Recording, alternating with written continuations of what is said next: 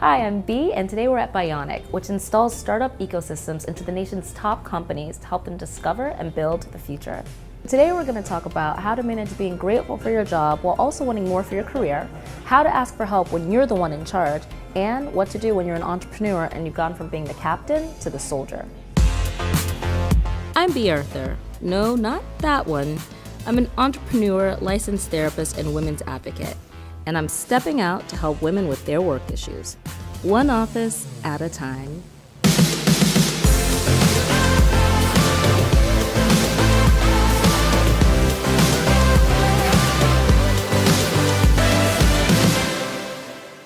Being a millennial right now in the workplace and just a woman in the workplace has a lot of stereotypes surrounding it.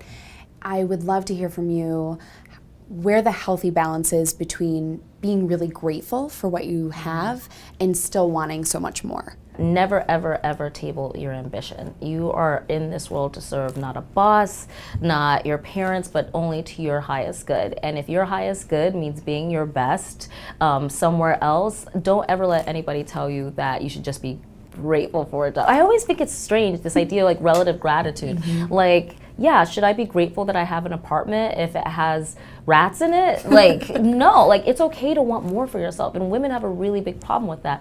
And you see it with this younger millennial generation like yourself. Like, if you know how valuable you are, why would you like restrain yourself? Yeah, you're right. You know? Yeah, absolutely. Like, you're always here to grow. You're gonna be a work in progress to the day you die. Right. You're doing a disservice to yourself and your talents if you don't evolve. So yeah, be grateful and then like, you know, put in your time or whatever, but like always serve your highest self and your best self every day.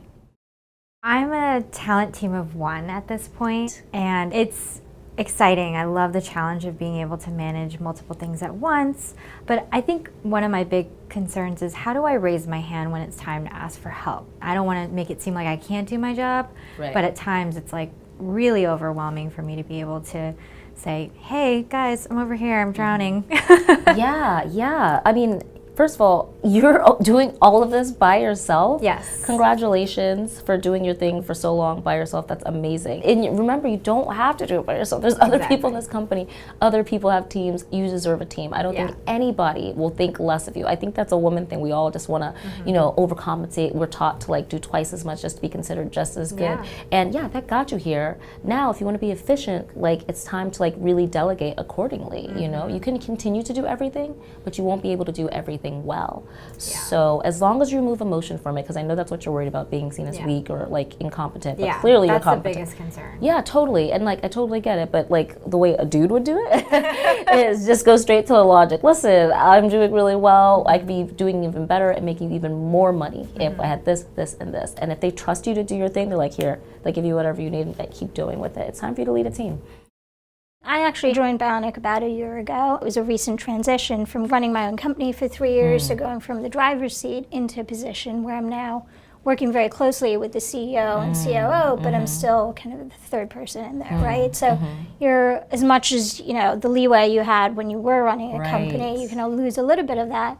You also give up the risks and the sleepless nights, which is the good part about it. But it's a question of how do you manage both and how do you figure out what's right for you? Do you go back into the driver's seat or do you kind of, you know, figure out kind of a position where you're in a supporting role? That is so interesting. I love this question because I had a company for 5 years and then I closed it and I like just looked for a regular job because I was like benefits and my weekends and my sanity. That sounds so good, right? Exactly. But it is a strange adjustment to, like you're saying, going from being a captain to a soldier. Exactly. But I'll tell you a secret. The good thing about startup people, even though we're absolutely manic, is that like startup person 50% is like regular person 100% at work. So I always think you should honor your ambition for sure, but like all the skills that you were like the best at that made you such a great visionary, you can only exclusively focus on and enhance and develop once you're in the soldier role. And that's what makes you so effective and so valuable. So I think that there's the ego component of it where it's just kind of like, I don't know, I just feel itchy, I need to be out in front or whatever, but the muscle is just as important as the talent. And you are talented and you're like a very well-rounded entrepreneur and you're just really valuable to the company. So I think it's important to remember that and also just remind yourself why you're there. And as soon as you've outgrown it, you know, chuck the juices and start your next thing. So what did we learn? Today we talked about the idea that it's totally okay to want more. Never hold back your ambitions for anyone, because modesty isn't doing anything but keeping you from being great. The best way to ask for help is to give your employers a recap of what you've done and why you're so valuable, but also show them a roadmap and lay out your vision for leadership so you can hire the right people and help the company in the best way possible. And third, for all you entrepreneurs out there, when you go on to other companies to make them more valuable, never diminish your entrepreneurial spirit. Identify holes in the marketplace of the new company and make that your side hustle so you can burn off the extra energy. Everything you did brought you to the point that can totally add value to the whole company and the vision to take it where they couldn't. I think it's important that you know how valuable you are and that you could be to any industry. So I think if you look back and go like, where would I want to make the difference? What kind of people do I want to see succeed? What kind of cause do I want to see move forward? You know, like what kind of industry do I want to really be a part of, like being the future of? Like that's totally okay. And you could take those talents and put in your time somewhere and then take it to the next thing. And that is how most people get C-level.